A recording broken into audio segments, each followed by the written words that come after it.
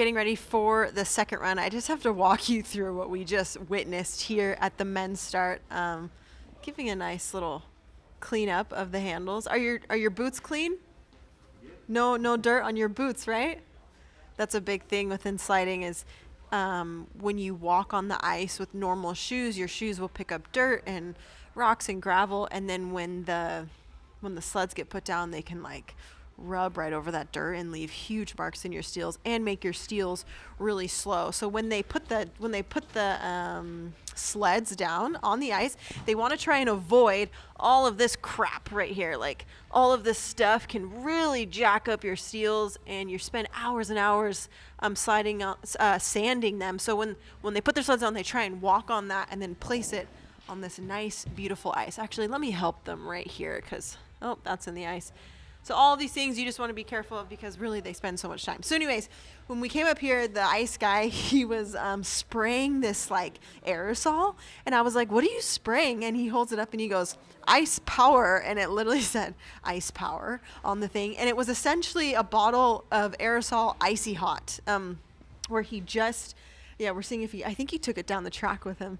But he went, pff, pff, and then it like made the ice colder because again they're trying to save these grooves, and then they came up with a hose and they spritzed the whole thing. So this ice is nice and ready to go. Do a little scratch test. Not nearly as bad, it only picked up a little bit, but so this ice is ready. So it's going to be really great for the first guys. It's the ones in the top 10 that we're a little worried about, that it may just not be fast enough for them. But this is how it works out with slower ice and just getting ready for that top 10. So keep your eyes out for, I'm looking at behind Casper's, you don't need to turn. Ukraine sitting in third, Andre Manzi. I don't know if he's ever been in a medal position in between runs before. Josef Nines sitting in fifth place. Big story for Slovakia, and then Alexander Ferlazzo sitting in eighth for Australia. So it's going to be super fun for the second run. So anyways, I'm going to send this off to my commentators in just a little bit. I believe Elsa Desmond, Ireland, is sitting with Bree in the booth. Very exciting first run. What are you guys feeling for the second run? And then I went straight to the lab. This kind of ice. ice. All right, we are live. I'm here with Elsa Desmond, and she was telling me about how she forgot the first three corners on the POV as she talked it through the first run because quite obviously you don't go there. And I never will. No.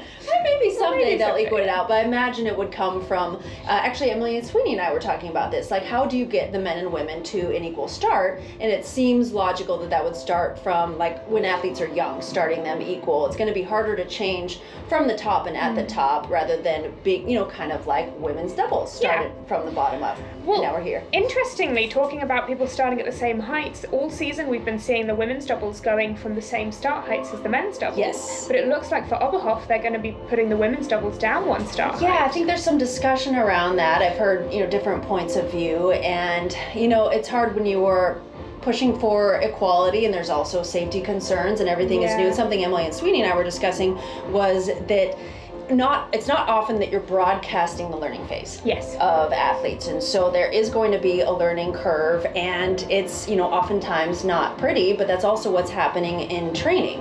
Like it's not the ice here today, maybe the first sled got fast conditions, but even then they weren't breaking records, and so when it frosts up, it's not crazy fast, so it still is reasonable to potentially have those athletes be equal. And so I'll be very curious to see how that plays out in Oberhof. Oh, for sure. And it's just the nature of the sport that we do, that when you are learning, you're going to make mistakes. And although those mistakes often don't cause injury, they do look brutal a lot of the time. They are, it's that's tough. the only way I can put it. Yeah, and you see it at the top level as well. Last week's race was pretty gnarly coming out of exit 14. Today we've seen, as you mentioned, a lot of mistakes out of 15. So why is that on the slower ice that there's more mistakes coming out of corner 15 there at the bottom?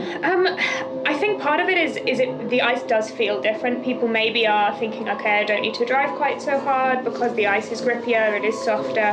Understeering through that curve 15, they're getting too high too early, they're dropping down, they're getting height at the end, and we're having those problems. But in general, that curve, you do have to get the steering right, and also when when you're going slightly slower as well, you can sometimes miss those steering points a little bit. Yeah. And because the ice is softer, your steels will go into the ice a little bit more, you'll sink in a little bit more, and you won't be able to skid out it smoothly in the same way. So although people may have been a little high at the end of that corner last week, they will have been able to put that weight on the top hip and slide out. It will have cost them time, but they'll have come out nicely. The power slide. Yeah, now that the ice is softer, they're gripping the ice more. They're not able to shift that weight and slide out smoothly in the same way, so they're going towards that right wall. Right, so it kind of hangs onto that line, that Yeah. watermark that you've made, and on top of that, you're scraping frost Yes. as you come down out of the corner. Isn't as smooth. Yeah. So it's quite a combination of factors that Yeah, and I think we saw that out of last week's second place finisher, Max Langenhahn. We saw him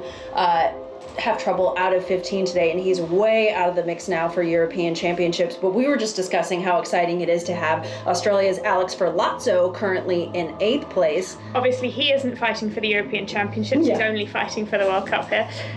He'll win the Australian Championships. That's for sure. I don't think there's much competition on that one. A bit like the Irish Your Championships. Irish Championships, you and him. We should get an award still.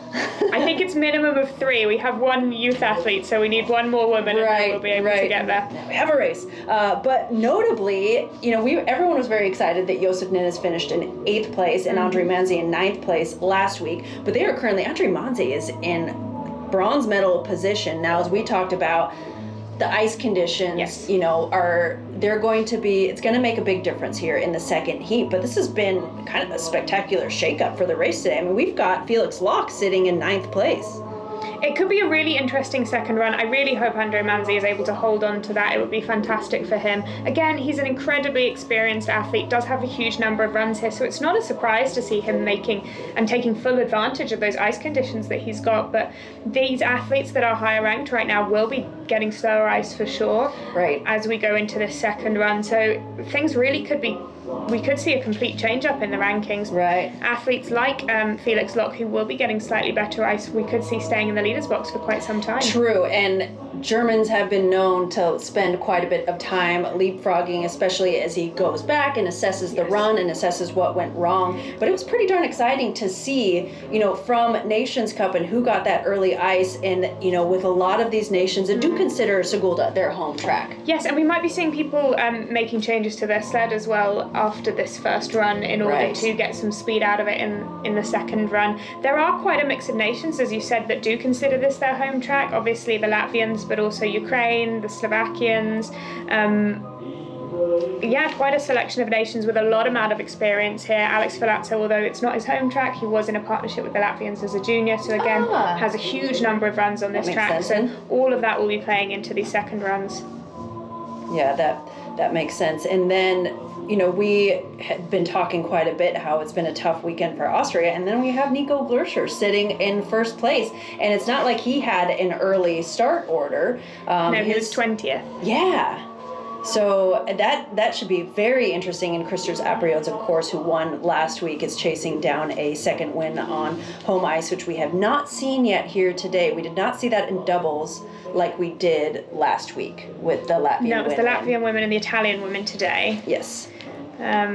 Obviously, we've still got the women's and the team relay to go tomorrow, so a lot of racing still to come. Yes, and you called the relay with me last week, and we were expecting big action with that paddle. I'm getting ahead of myself here, but I wonder if now that those bottom corners are getting more difficult, if there might be some more paddle tragedies.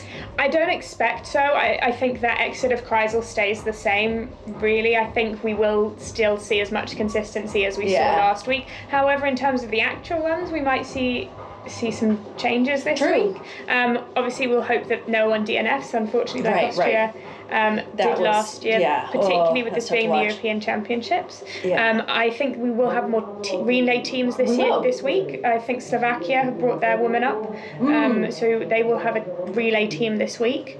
Excellent. I'm not sure if there's any more additional ones, but it could be an exciting race tomorrow for sure. Excellent. Well, Elsa, thank you so much for calling this race with me. Your Very insight welcome. is really phenomenal, and your ability to read the track and read what's happening is it's just so much fun to call a race with you, and I'm learning every step of the way here. Thank you very But much. I don't know if you guys can hear this, but it is starting to pour down rain out here, so we could see conditions deteriorate quite a bit. That's going to be the money shot. So switch channels. That's it for the studio show for now. Switch channels to the live feed. Thanks so much for joining us, and thanks, Kate, for all your work up there. And we will see you soon for the men's singles final.